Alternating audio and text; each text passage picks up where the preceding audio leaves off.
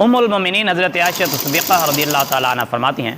کہ ابو سفیان کی بیوی ہند بنت عتبہ نبی کریم صلی اللہ علیہ وسلم کی خدمت میں حاضر ہو کر عرض گزار ہوئی کہ ابو سفیان بڑا بخیل ہے،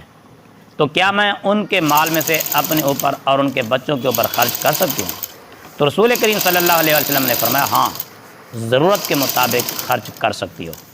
اس حدیث پاک کو امام بخاری نے کتاب النفقات میں روایت کیا ہے۔ اس حدیث پاک سے یہ مسئلہ بالکل واضح ہے، جو خاوند اپنی بیوی کو اور اپنے بچوں کو خرچہ نہ دیتا ہو تو اس کی بیوی کو بقدر ضرورت خاوند کی اجازت کے بغیر اپنے اور اپنے بچوں کے لیے خرچ کرنا جائز ہے۔